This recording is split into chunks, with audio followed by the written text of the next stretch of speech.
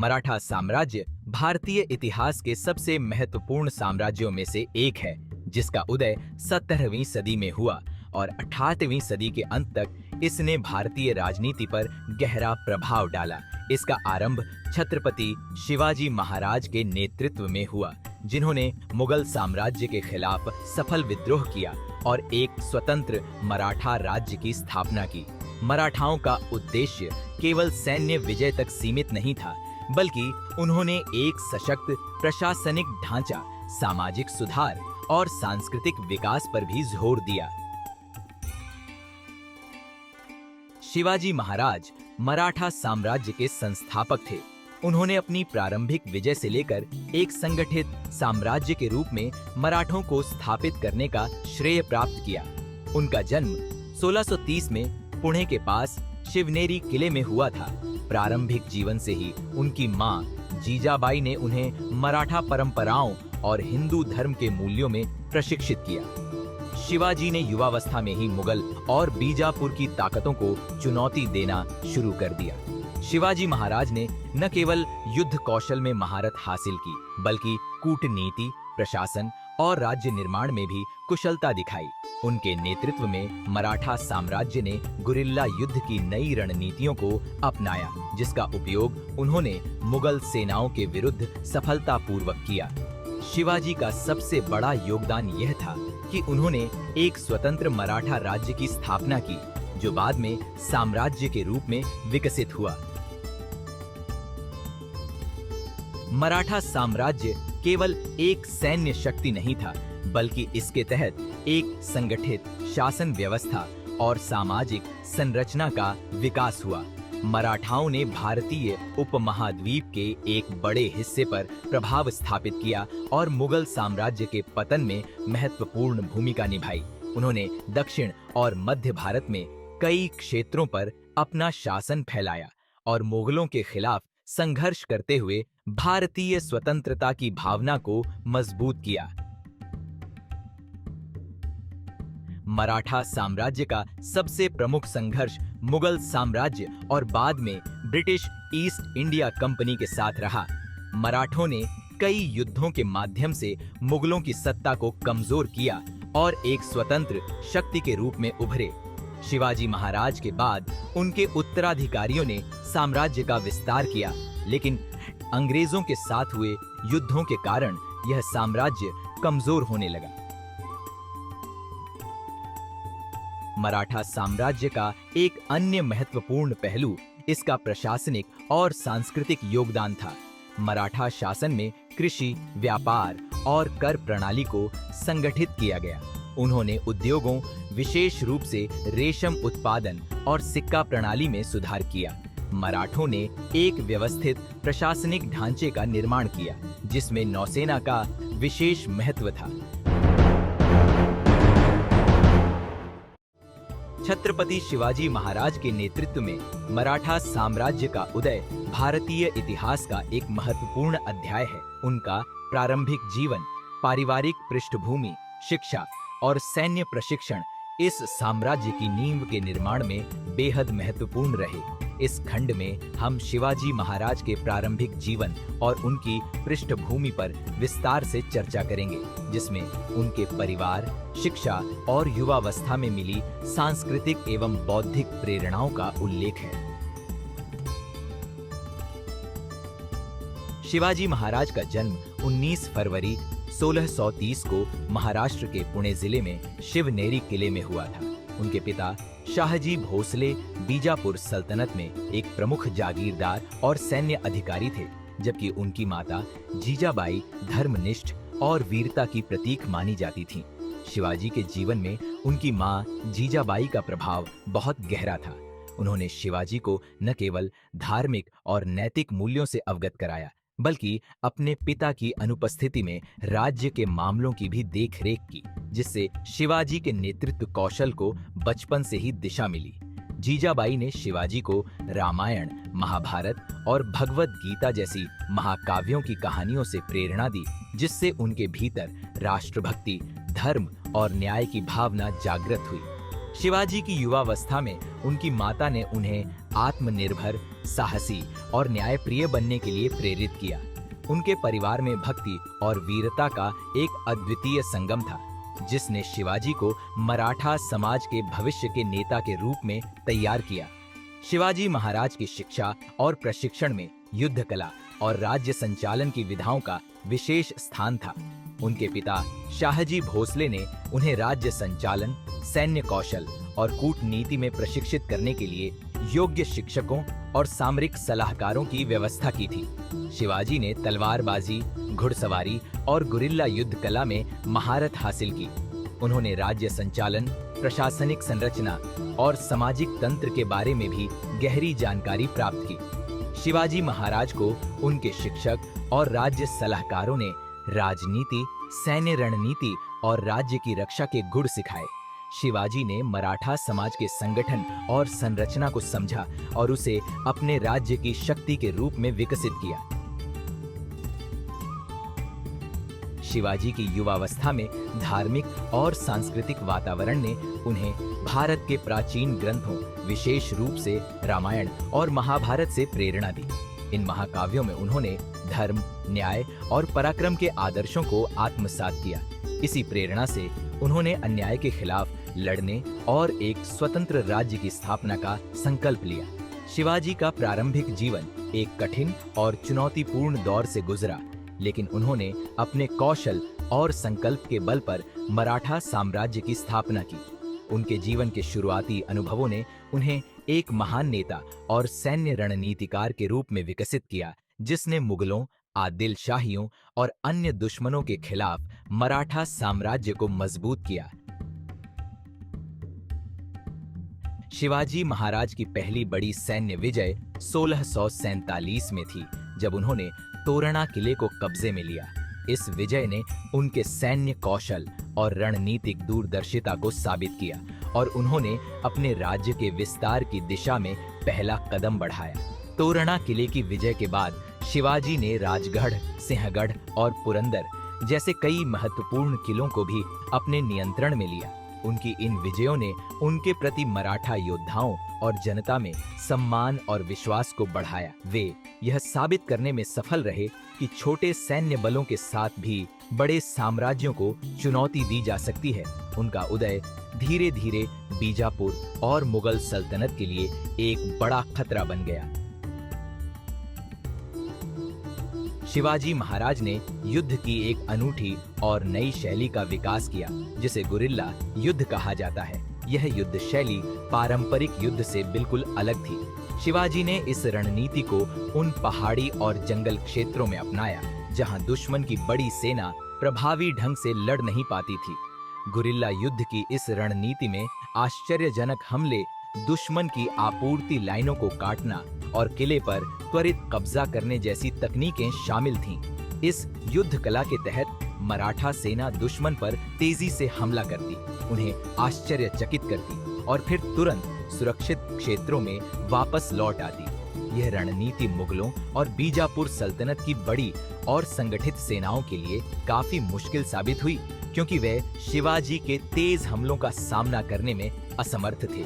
शिवाजी के द्वारा किए गए ये गुरिल्ला युद्ध ने उन्हें मुगलों, आदिल शाहियों और अन्य दुश्मनों के खिलाफ कई लड़ाइयों में जीत दिलाई। उनके सेना नायक जैसे नेताजी पालकर और तानाजी मालुसरे ने इस युद्ध कला को अपने कौशल और साहस से और प्रभावी बनाया। शिवाजी महाराज ने धीरे धीरे पश्चिमी घाट की पहाड़ियों और कोंकण के तटीय क्षेत्रों में अपना नियंत्रण बढ़ाया। उनकी नीति यह थी कि जितना अधिक किलों और संसाधनों पर नियंत्रण होगा, उतना ही मजबूत उनका राज्य बनेगा। उनकी यह नीति सफल रही और मराठा साम्राज्य का प्रभाव तेजी से बढ़ता गया। शिवाजी की शक्ति का यह उदय मुगल सम्राट औरंगजेब और बीजापुर के आदिलशाही शासन के लिए चिंता का विषय बन गया। उनके द्वारा लड़ी गई लड़ाइयों और किलों पर कब्जा करने की उनकी रणनीतियों ने उन्हें उस समय के सबसे महत्वपूर्ण नेताओं में से एक बना दिया।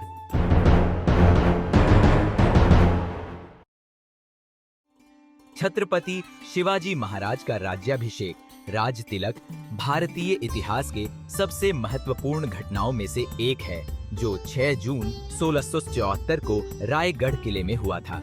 इस ऐतिहासिक दिन ने शिवाजी महाराज को एक स्वतंत्र और सार्वभौम शासक के रूप में स्थापित किया और उनकी पहचान को आधिकारिक रूप से छत्रपति की उपाधि के साथ मान्यता दी गई। राज्याभिषेक न केवल शिवाजी महाराज की शक्ति और प्रभाव का प्रतीक था, बल्कि यह मराठा साम्राज्य के आधार की मजबूती और स्वतंत्रता के संघर्ष का महत्वपूर्ण हिस्सा भी था। शिवाजी महाराज ने वर्षों तक संघर्ष करते हुए मराठा साम्राज्य को मजबूत किया था और अपनी सैन्य कुशलता और रणनीतिक बुद्धिमत्ता के माध्यम से बीजापुर, मुगलों और अन्य दुश्मनों से कई क्षेत्र जीत लिए थे। उन्होंने अपनी विजयों के साथ साथ मराठा जनता के बीच एक सशक्त नेता की पहचान बनाई थी। हालांकि उनका शासन अभी तक एक औपचारिक रूप से मान्यता प्राप्त राज्य के रूप में नहीं था। उस समय मुगल साम्राज्य और आदिल शाही सल्तनत जैसी बड़ी शक्तियां ही राजतिलक और राजा की उपाधि को मान्यता देती थीं। इस स्थिति को बदलने के लिए शिवाजी महाराज ने अपना राज्याभिषेक करने का निर्णय लिया। यह राज्याभिषेक न केवल उन्हें मराठा जनता के लिए एक मजबूत और सक्षम राजा के रूप में स्थापित करने वाला था, बल्कि यह भी इंगित करता था कि वे अब किसी विदेशी शक्ति के अधीन नहीं थे। 6 जून 1674 को रायगढ़ के विशाल किले में भव्य समारोह के साथ शिवाजी महाराज का राज्याभिषेक हुआ। इस आयोजन के लिए भारत के कोने-कोने से कई विद्वान, संत और राजनेता आमंत्रित किए गए थे। इस राज्याभिषेक के दौरान उन्हें छत्रपति की उपाधि दी गई, जिसका अर्थ है छत्रधारी सम्राट, जो एक स्वतंत्र और सर्वोच्च शासक की पहचान करता है। शिवाजी महाराज ने अपने राज्याभिषेक के लिए विभिन्न धार्मिक और सांस्कृतिक अनुष्ठानों को भी शामिल किया। यह समारोह उनके हिंदू शासक के रूप में वैधता की स्थापना के लिए आवश्यक था, क्योंकि इससे पहले के कई क्षेत्रीय शासक केवल जागीरदार के रूप में ही पहचाने जाते थे। शिवाजी महाराज का यह कदम उनकी राजनीतिक और धार्मिक स्थिति को और सुदृढ़ करता था।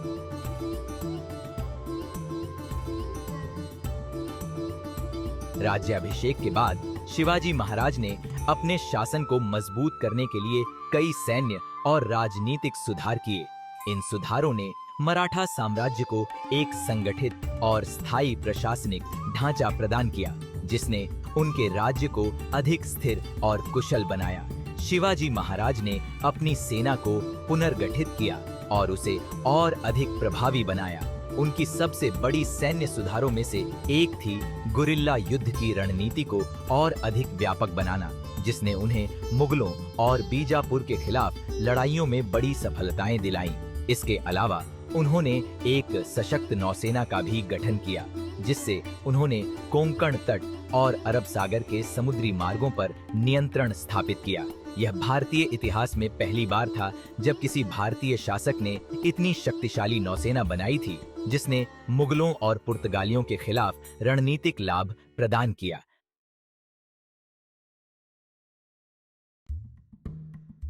शिवाजी महाराज ने प्रशासनिक सुधारों के तहत अपने राज्य को 8 प्रमुख प्रांतों में विभाजित किया, जिन्हें सरकार कहा जाता था। प्रत्येक सरकार के प्रमुख को सूबेदार कहा जाता था, जो सीधे छत्रपति के प्रति उत्तरदायी होता था।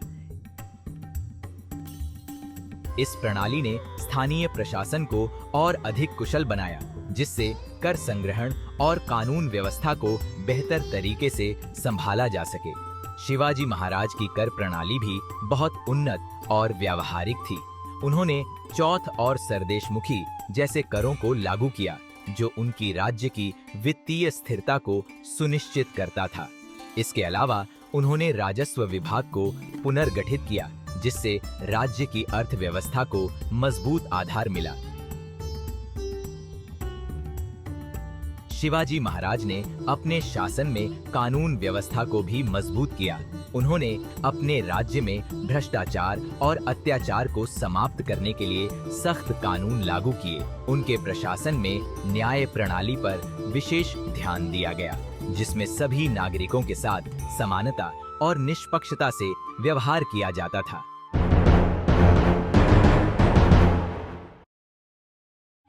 छत्रपति शिवाजी महाराज की सैन्य कुशलता और उनकी युद्ध नीति ने मराठा साम्राज्य को मजबूत किया। उनके नेतृत्व में मराठों ने मुगलों, आदिल शाही और अन्य शक्तिशाली दुश्मनों से कई महत्वपूर्ण लड़ाइयां जीतीं, जो उनकी रणनीतिक दृष्टि और कुशल सैन्य संगठन का प्रमाण है। इस भाग में हम 3 महत्वपूर्ण घटनाओं पर चर्चा करेंगे: अफजल खान का वध, सूरत पर छापा और पुरंदर की संधि। ये घटनाएं शिवाजी महाराज के जीवन और मराठा साम्राज्य के विस्तार में महत्वपूर्ण मोड़ साबित हुईं। अफजल खान आदिल शाही साम्राज्य का एक प्रमुख सेनापति था, जिसे शिवाजी महाराज के खिलाफ भेजा गया था।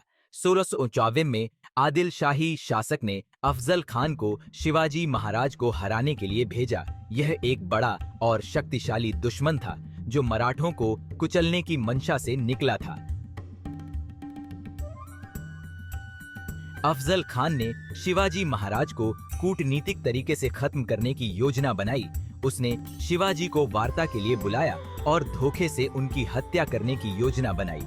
अफजल खान का कद और शक्ति शिवाजी से कहीं ज्यादा थी, लेकिन शिवाजी महाराज ने पहले ही उसकी धोखाधड़ी को भांप लिया था। शिवाजी महाराज ने सावधानी बरतते हुए वाघनख, धातु के बने बाघ के नाखून और बिछवा, छोटा खंजर अपने पास रख लिया था। जब अफजल खान ने शिवाजी को गले लगाने का दिखावा करते हुए उन पर हमला करने की कोशिश की, तब शिवाजी ने तुरंत वाघनख और बिछवा का इस्तेमाल कर उसे मार डाला। अफजल खान की मौत के बाद शिवाजी महाराज ने आदिल शाही सेना को भी बुरी तरह पराजित किया। अफजल खान का वध एक ऐतिहासिक घटना थी, जिसने मराठों के खिलाफ आदिल शाही के सैन्य दबाव को समाप्त कर दिया। इससे मराठा सेना और उनके साम्राज्य को बड़ा मनोबल मिला और शिवाजी महाराज की कूटनीतिक समझ और सैन्य कुशलता का व्यापक प्रदर्शन हुआ। इस विजय ने मराठा साम्राज्य को दक्षिण भारत में और भी मजबूती प्रदान की। सूरत उस समय मुगल साम्राज्य का एक समृद्ध बंदरगाह शहर था, जो व्यापार और वित्त का प्रमुख केंद्र था। शिवाजी महाराज ने 1664 में सूरत पर छापा मारने का फैसला किया।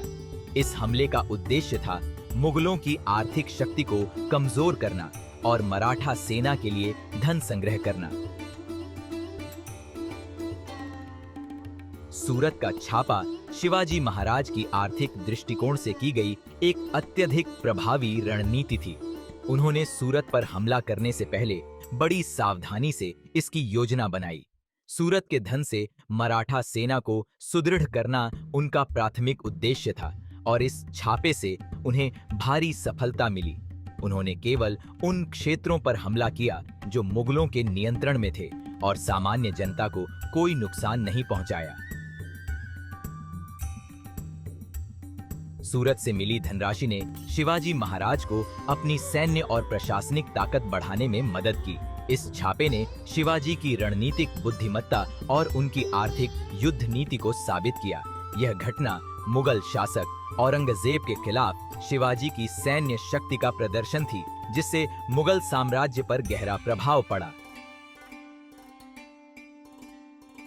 पुरंदर की संधि 1661 में मुगल साम्राज्य और मराठा साम्राज्य के बीच एक महत्वपूर्ण समझौता था।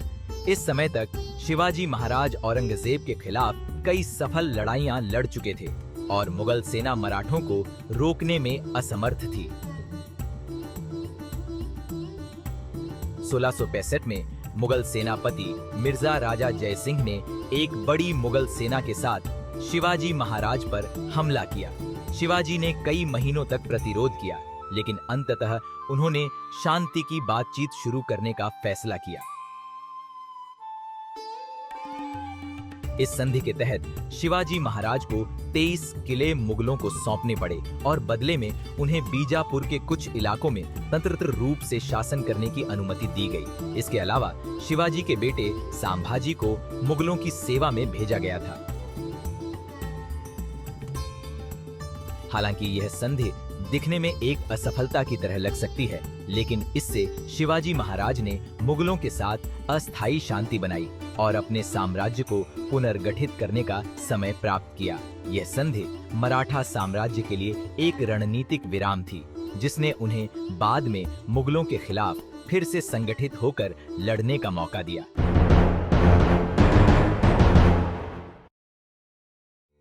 छत्रपति शिवाजी महाराज की मृत्यु के बाद मराठा साम्राज्य के नेतृत्व की बागडोर उनके उत्तराधिकारियों ने संभाली।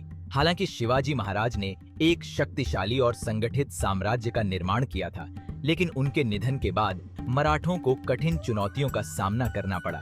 उनके उत्तराधिकारियों, विशेष रूप से उनके पुत्र संभाजी महाराज और राजा राम महाराज ने मुगलों के खिलाफ लड़ाई जारी रखी और मराठा साम्राज्य की रक्षा की। इन दोनों शासकों ने मराठों की स्वतंत्रता के लिए अपने जीवन का बलिदान किया और मराठा साम्राज्य को जीवित रखा, जिससे अंततः मुगलों के खिलाफ विजय प्राप्त हुई। छत्रपति शिवाजी महाराज के बड़े पुत्र संभाजी महाराज ने 1681 में गद्दी संभाली।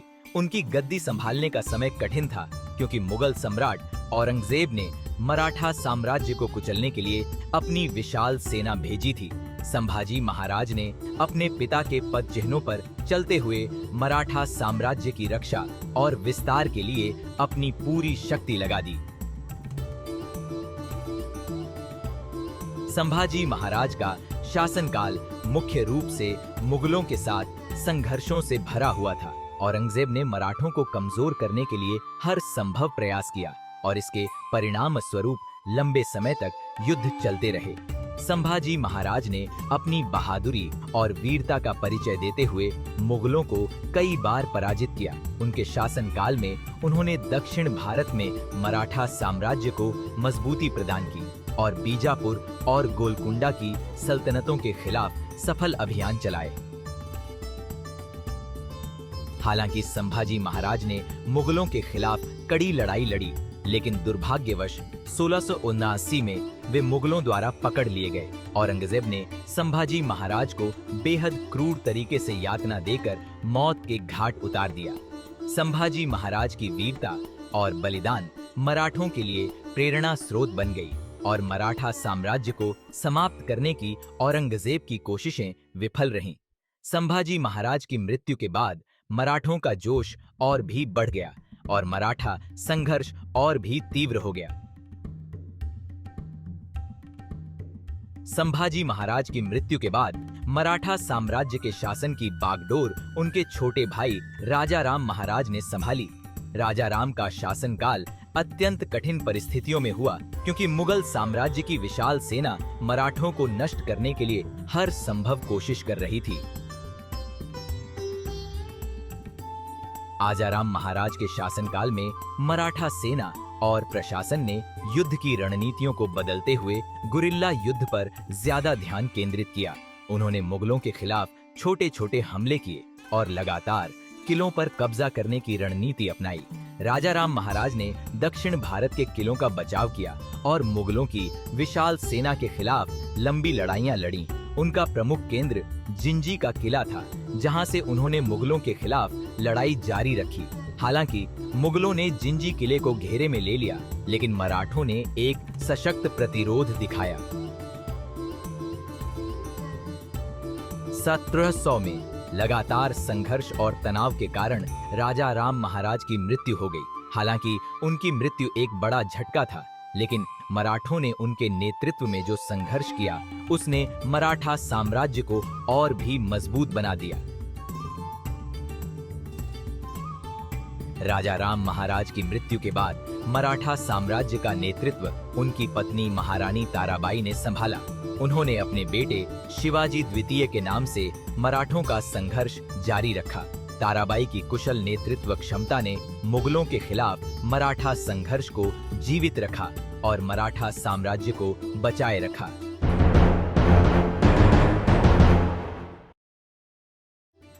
पेशवा शासन का आरंभ मराठा साम्राज्य के प्रशासनिक ढांचे में एक महत्वपूर्ण मोड़ साबित हुआ।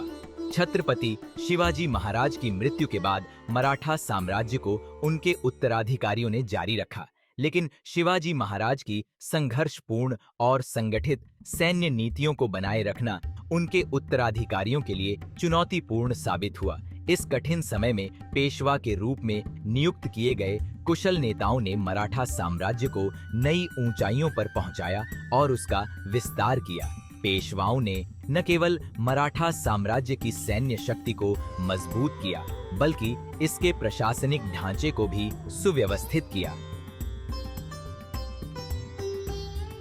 बालाजी विश्वनाथ को मराठा साम्राज्य का पहला प्रमुख पेशवा माना जाता है।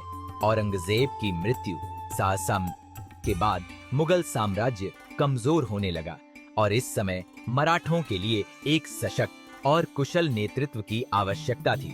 बालाजी विश्वनाथ को 1713 में छत्रपति शाहू महाराज द्वारा पेशवा नियुक्त किया गया। बालाजी विश्वनाथ का योगदान प्रशासनिक सुधार। बालाजी विश्वनाथ ने मराठा प्रशासन को व्यवस्थित किया और उसे अधिक केंद्रीकृत बनाया। उन्होंने मराठा कर प्रणाली, चौथ और सरदेशमुखी को लागू किया, जो साम्राज्य के आर्थिक संसाधनों को संगठित करने में महत्वपूर्ण साबित हुई। मुंबई की अंग्रेजों से सुरक्षा। बालाजी विश्वनाथ ने मुंबई के आसपास के क्षेत्र को अंग्रेजों के हाथों से छीनने में भी महत्वपूर्ण भूमिका निभाई। मुगल दरबार से संधि। बालाजी विश्वनाथ की सबसे बड़ी उपलब्धि यह थी कि उन्होंने मुगल बादशाह फर्रुखसियर के साथ एक संधि की। इसके तहत मराठों को दक्षिण भारत में अपने प्रभाव को फिर से स्थापित करने और चौथ वसूलने की अनुमति मिली। इस संधि ने मराठों को एक स्थिर शक्ति के रूप में स्थापित किया और उनकी आर्थिक स्थिति को मजबूत किया। बालाजी विश्वनाथ के बाद उनका पुत्र बाजीराव प्रथम 1722 ने पेशवा के रूप में मराठा साम्राज्य की बागडोर संभाली। बाजीराव प्रथम मराठा इतिहास के सबसे महान पेशवाओं में से एक माने जाते हैं। उन्होंने अपनी अद्वितीय सैन्य रणनीतियों और असीम साहस से मराठा साम्राज्य को नई ऊंचाइयों पर पहुंचाया। बाजीराव प्रथम का सैन्य नेतृत्व, सैन्य विस्तार। बाजीराव प्रथम ने उत्तर भारत में मराठा साम्राज्य का विस्तार किया। उन्होंने दिल्ली तक मराठों की शक्ति को बढ़ाया और मुगलों को उनके ही किलों में कमजोर कर दिया। बाजीराव की नेतृत्व क्षमता ने मराठा सेना को एक शक्तिशाली योद्धा सेना के रूप में स्थापित किया। गुरिल्ला युद्ध की रणनीति। बाजीराव ने अपने पिता शिवाजी महाराज की गुरिल्ला युद्ध की नीति को अपनाया और इसे और अधिक कुशलता से लागू किया। उनकी सैन्य रणनीतियों ने मुगलों को कई बार पराजित किया। महत्वपूर्ण युद्ध और विजय। मालवा पर विजय। 1723 में बाजीराव ने मालवा क्षेत्र पर कब्जा किया और मराठों के लिए नए इलाके खोले। नर्मदा नदी के उत्तर तक मराठों का प्रभाव। बाजीराव ने नर्मदा नदी के पार भी अपनी विजय यात्रा जारी रखी और मुगलों की कमजोर स्थिति का फायदा उठाते हुए मराठा साम्राज्य का विस्तार किया।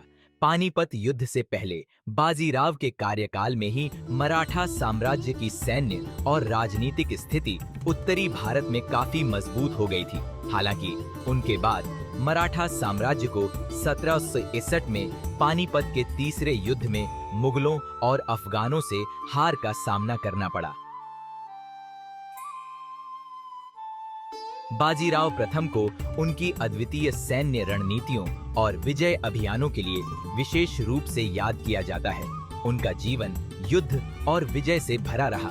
उनकी सबसे बड़ी खासियत यह थी कि वे अपने समय में कभी भी किसी भी युद्ध में पराजित नहीं हुए। उनकी कुशलता और बहादुरी के कारण मराठा साम्राज्य 18वीं सदी के मध्य में भारत की सबसे बड़ी शक्तियों में से एक बन गया। उनके बाद पेशवा शासन में मराठा साम्राज्य का विस्तार जारी रहा, लेकिन बाजीराव की तरह कुशल नेतृत्व की कमी के कारण इसे गंभीर चुनौतियों का सामना करना पड़ा।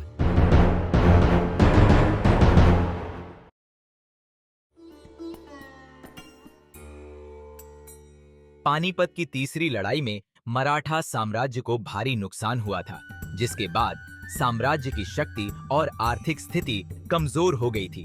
मराठा शक्ति को पुनः संगठित और सुदृढ़ करने का कठिन कार्य पेशवा माधवराव प्रथम ने अपने हाथों में लिया।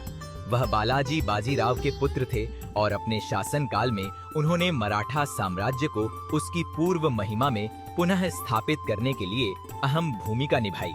1761 में जब माधवराव पेशवा बने तब मराठा साम्राज्य में बहुत अस्थिरता थी। न केवल सैन्य शक्ति कमजोर थी, बल्कि साम्राज्य के भीतर कई छोटे गुट भी उभर रहे थे जो साम्राज्य की एकता को खतरे में डाल रहे थे। माधवराव ने बड़ी सूझबूझ से इन चुनौतियों का सामना किया और कई मोर्चों पर काम किया। सैन्य पुनर्गठन। पानीपत की हार के बाद मराठा सेना की स्थिति बेहद खराब थी। माधवराव ने सेना का पुनर्गठन किया और उसे नए सिरे से सशक्त किया। उन्होंने मराठा सेनाओं को बेहतर प्रशिक्षण और संसाधन उपलब्ध कराए, जिससे वे अपने शत्रुओं के सामने एक बार फिर खड़े हो सकें। उत्तर भारतीय अभियान। माधवराव ने उत्तरी भारत में मराठा प्रभुत्व को पुनः स्थापित करने के लिए अभियानों की शुरुआत की। इन अभियानों का उद्देश्य मराठा शक्ति को एक बार फिर से दिल्ली और उत्तरी भारत में मजबूत करना था, जहां पानीपत की हार के बाद उनका प्रभाव कम हो गया था। माधवराव प्रथम एक कुशल शासक थे, जिन्होंने मराठा साम्राज्य को उसकी पूर्व महिमा में पुनः स्थापित किया। हालांकि उनका शासनकाल बहुत लंबा नहीं था। वह तपेदिक ट्यूबरकुलोसिस से पीड़ित हो गए और 1772 में केवल 27 वर्ष की आयु में उनका निधन हो गया।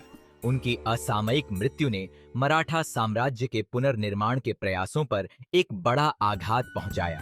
उनकी मृत्यु के बाद साम्राज्य में आंतरिक गुटबाजी और नेतृत्व का अभाव फिर से उभरने लगा, जिससे मराठों की शक्ति धीरे धीरे कमजोर होती चली गई। हालांकि माधवराव के प्रयासों की वजह से मराठा साम्राज्य को एक नई दिशा और मजबूती मिली और उन्होंने पानीपत की तीसरी लड़ाई के बाद साम्राज्य को फिर से खड़ा करने का महत्वपूर्ण कार्य किया।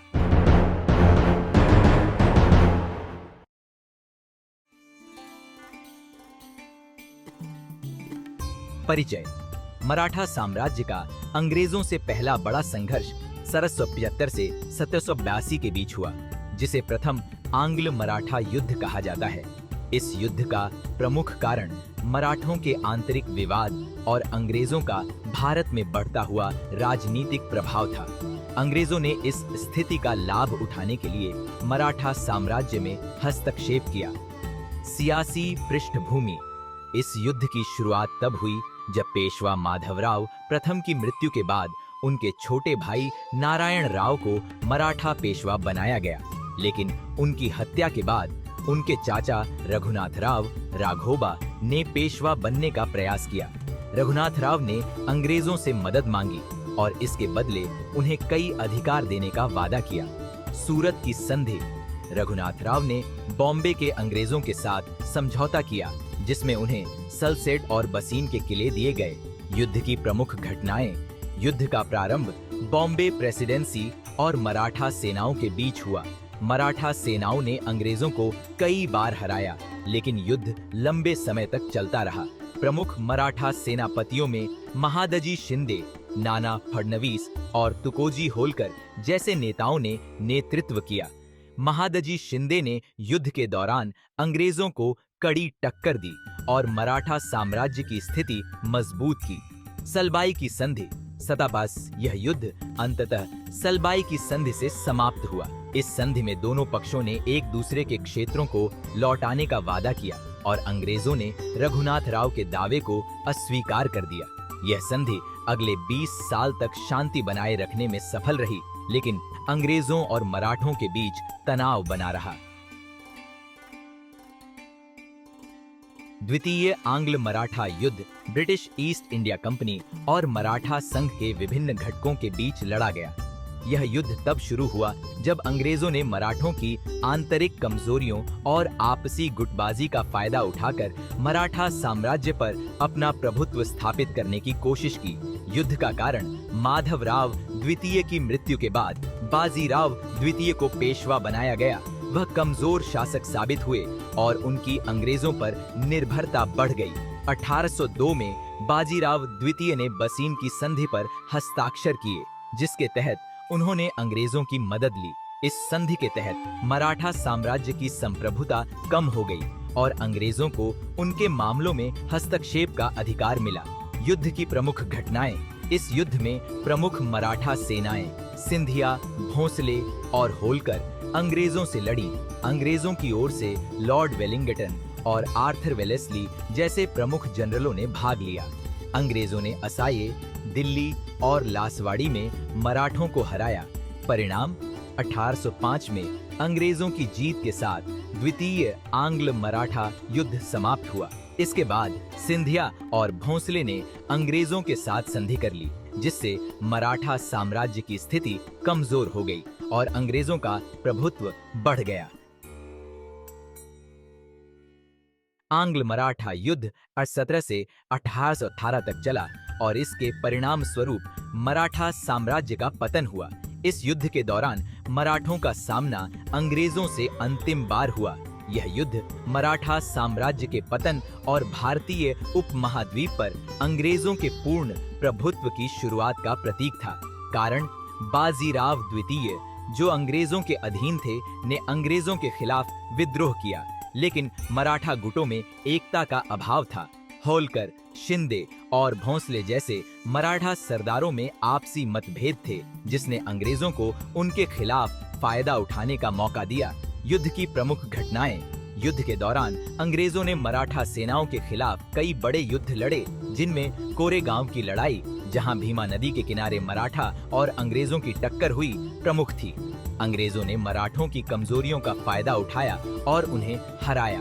परिणाम 1818 में मराठा सेना की हार हुई और बाजीराव द्वितीय को बंदी बना लिया गया। इसके बाद मराठा साम्राज्य अंग्रेजों के अधीन हो गया और ब्रिटिश ईस्ट इंडिया कंपनी ने भारत के अधिकांश हिस्से पर अपना प्रभुत्व स्थापित कर लिया। अंग्रेजों के साथ संघर्ष का प्रभाव 3 आंग्ल मराठा युद्धों ने मराठा साम्राज्य की शक्ति को समाप्त कर दिया। मराठा गुटों में एकता के अभाव और अंग्रेजों की सैन्य और राजनीतिक कुशलता के कारण मराठा साम्राज्य धीरे धीरे कमजोर हो गया। अंग्रेजों के साथ संघर्ष ने मराठा शासन का अंत कर दिया और भारत में अंग्रेजों की सर्वोच्चता की नींव रखी।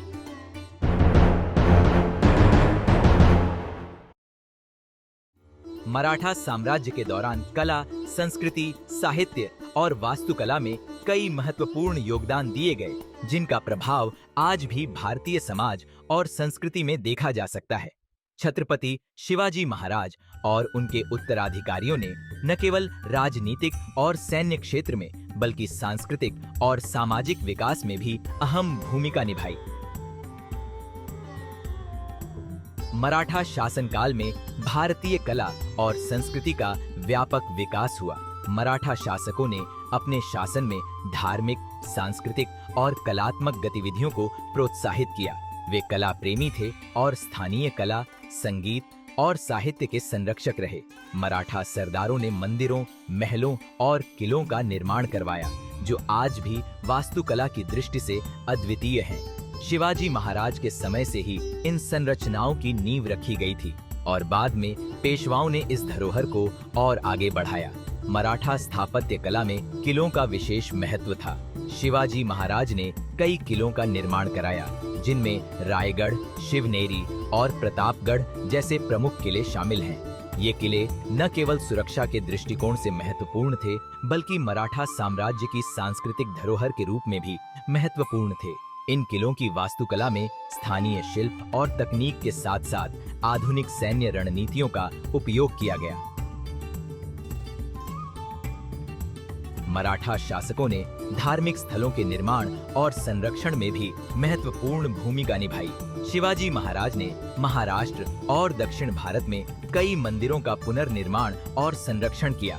उन्होंने हिंदू धार्मिक संस्थाओं को मजबूत किया और धर्म और संस्कृति के आधार पर समाज को संगठित किया।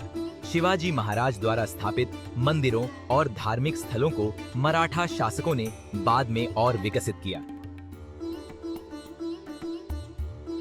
मराठा साम्राज्य के दौरान साहित्य और भाषा का भी महत्वपूर्ण विकास हुआ। मराठा शासन में मराठी भाषा का व्यापक उपयोग हुआ और इसे शासकीय और सांस्कृतिक स्तर पर उन्नत किया गया। मराठा दरबार में कई विद्वानों, कवियों और साहित्यकारों को संरक्षण दिया गया, जिन्होंने मराठी और संस्कृत में रचनाएं की। पेशवाओं के समय में भी मराठी साहित्य का स्वर्ण काल माना जाता है। कई धार्मिक ग्रंथों, काव्य और गीतों की रचना इस दौर में की गई। मराठा साम्राज्य का राजनीतिक, सैन्य और सांस्कृतिक प्रभाव आज भी भारतीय समाज में देखा जा सकता है। मराठाओं की प्रशासनिक संरचना, जिसमें स्वराज, पंचायत और मराठा संघ जैसी संस्थाओं का समावेश था, भारतीय प्रशासन प्रणाली को एक नई दिशा देने में मददगार रही। मराठाओं के शासन की सबसे बड़ी उपलब्धि यह थी कि उन्होंने क्षेत्रीय और राष्ट्रीय एकता को मजबूत किया। आज भी महाराष्ट्र और भारत के विभिन्न हिस्सों में मराठा संस्कृति का गहरा प्रभाव है। मराठा शासकों द्वारा स्थापित किले, मंदिर और अन्य स्थापत्य संरचनाएं आज भी भारतीय धरोहर का हिस्सा हैं और पर्यटकों के आकर्षण का केंद्र बनी हुई हैं। मराठा सेना की गुरिल्ला युद्ध की तकनीकें, उनके द्वारा अपनाई गई प्रशासनिक नीतियां और उनके सामाजिक सुधार आज भी प्रेरणा का स्रोत हैं। मराठा धरोहर ने भारतीय स्वतंत्रता संग्राम में भी एक महत्वपूर्ण भूमिका निभाई। शिवाजी महाराज को भारत के स्वतंत्रता सेनानियों ने आदर्श माना और उनकी रणनीतियां और विचारधारा भारतीय राष्ट्रवाद के निर्माण में मददगार साबित हुई। मराठा साम्राज्य के वीरता और स्वाभिमान के प्रतीक आज भी भारतीय राजनीति और संस्कृति में प्रासंगिक हैं। मराठा साम्राज्य